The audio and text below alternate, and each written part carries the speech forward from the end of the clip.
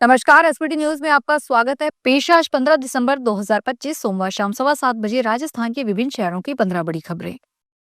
अपने जन्मदिवस के मौके पर पूंछड़ी का लोटा दर्शन करने पहुंचे मुख्यमंत्री भजन लाल शर्मा का हेलीकॉप्टर पेठा डीग के पेठा में नहीं उतर सका। इसे देखते हुए पायलट ने इसे आगरा एयरपोर्ट पर उतारा। डीग जिला कलेक्टर उत्सव कौशल ने जानकारी देते हुए बताया कि घना कोहरा होने के कारण मुख्यमंत्री भजन लाल शर्मा का हेलीकॉप्टर पुछरी में नहीं उतर पाया है। अलवर भरतपुर समेत एनसीआर के एरिया में सोमवार को घना कोहरा छाने के कारण विजिबिलिटी बहुत कम थी।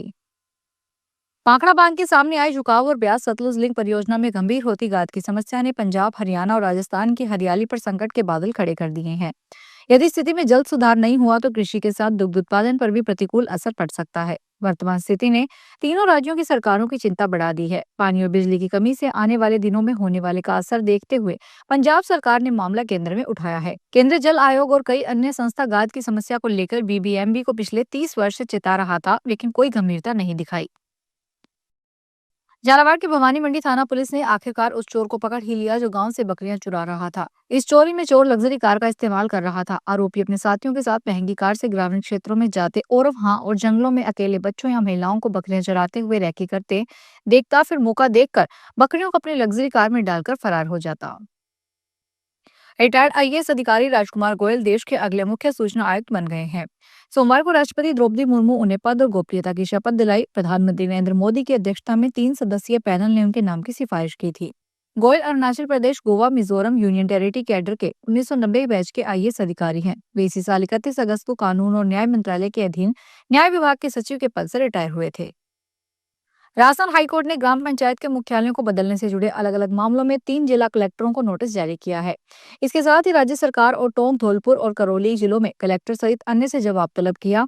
इसके लिए 9 जनवरी तक जवाब मांगा गया है। जस्टिस इंद्रजीत सिंह और जस्टिस रवि चिरानिया की खंडपीठ ने यह आदेश करौली जिले के ग्राम पंचायत सेंगरपुरा, टोंक जिले की ग्राम पंचायत चावड़िया के अर्जुन लाल और धौलपुर जिले की ग्राम पंचायत चितौरा के मुन्ना लाल शर्मा की ओर से दायर याचिकाओं पर सुनवाई करते हुए दिए।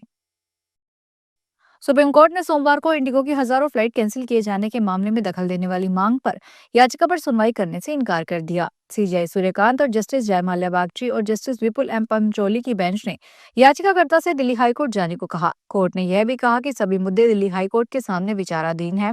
वे भी संवैधानिक कोर्ट है। अगर आपकी शिकायत का वहां समाधान नहीं होता तो आपके यहाँ स्वागत है।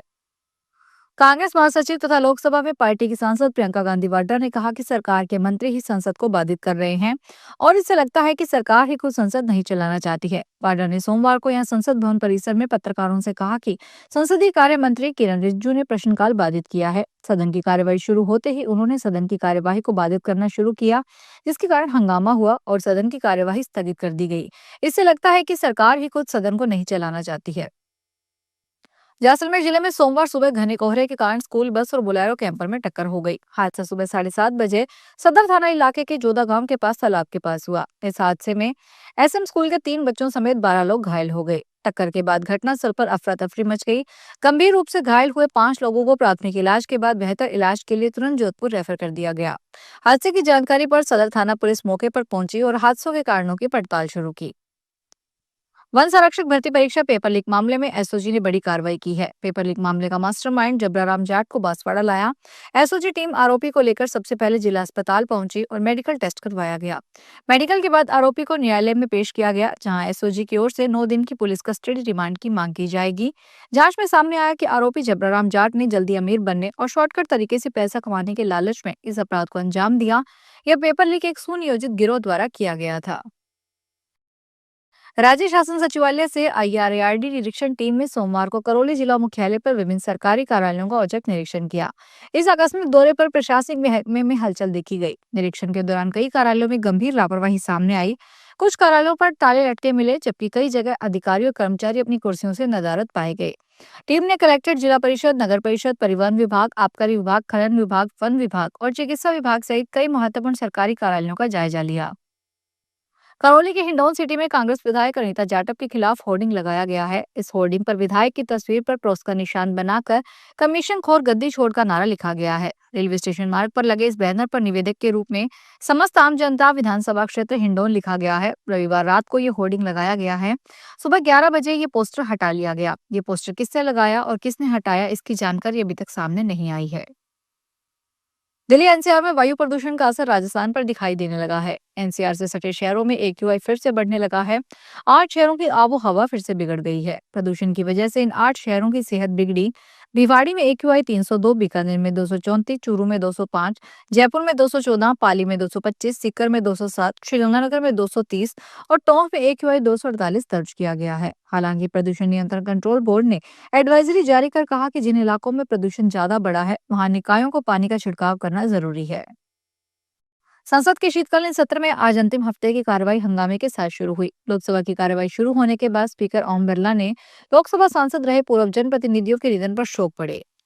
पूर्व सांसदों के सम्मान में सांसदों ने मौन रखा। इसके बाद पीएम मोदी के कथित अपमान को लेकर लोकसभा के साथ साथ राज्यसभा में भी जमकर हंगामा हुआ। राज्यसभा में सदन के नेता और केंद्रीय स्वास्थ्य मंत्री जेपी नड्डा ने सोनिया गांधी से माफी मांगने की मांग की है। नड्डा ने कहा कि इस घटना के लिए नेता प्रतिपक्ष और कांग्रेस पार्टी की नेता सोनिया गांधी को देश से माफी मांगनी चाहिए। केंद्रीय मंत्री के ऐसा कहने पर सदन में दोनों पक्षों की तरफ से जमकर हंगामा हुआ। चूरू में साइबर ठगी का एक मामला सामने आया है, जहां गूगल पर कस्टमर केयर नंबर सर्च करने के दौरान एक व्यक्ति के बैंक खाते से 1 लाख रुपए निकल गए। रतनपुर पुलिस ने त्वरित कार्रवाई करते हुए ठगा खाता फ्रीज करवाकर पीड़ित को 79,000 रुपए वापस दिलवाए हैं। यह घटना टीडियासर निवासी फूलचंद नैन के साथ हुई। उनके बेटे के फोन से कुछ पैसे कट गए थे, जिसकी जानकारी के लिए उन्होंने गूगल पर कस्टमर केयर नंबर खोजे। इस दौरान उन्हें एक फर्जी नंबर मिला, जिस पर उन्होंने संपर्क किया। राजस्थान में भाजपा सरकार के 2 वर्ष का कार्यकाल पूरा होने के उपलक्ष्य में प्रदेश भर में कई कार्यक्रम आयोजित हो रहे हैं। वहीं दिसंबर माह के अंत तक प्रस्तावित रोजगार मेले के आयोजन में प्रदेश के 18,000 बेरोजगारों को विभिन्न पदों पर नियुक्ति से पहले बधाई पत्र मिलने वाले हैं। इसके लिए कौशल रोजगार और उद्यमिता विभाग को नोडल विभाग बनाया गया। और हालांकि अभी मेले की तिथि घोषित नहीं हुई है, लेकिन माना जा रहा है कि इसी माह रोजगार मेले के आयोजन की तैयारियां शुरू होने वाली है। फिलहाल इस बुलेटिन में इतना ही। फिर हाजिर होंगे बड़ी खबरों के साथ।